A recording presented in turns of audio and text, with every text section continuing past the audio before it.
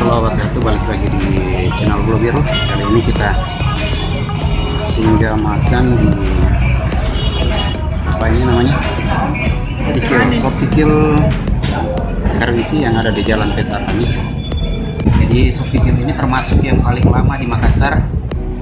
Ini bisa dikatakan legend. Kenapa? Karena Sop Kikil ini sudah 20 tahun menjual sop kikil, dan salah satu sop kikil yang paling enak yang ada di Makassar. Jadi teman-teman kalau ke Makassar cari yang namanya sop kikil, mungkin di luaran sana banyak sop kikil yang ada, tapi di sini yang paling enak dan harganya murah. Itu satu porsinya 25.000 ditambah nasi atau pakai ketupat, dan ya cocok lah untuk kantong tanggal tua.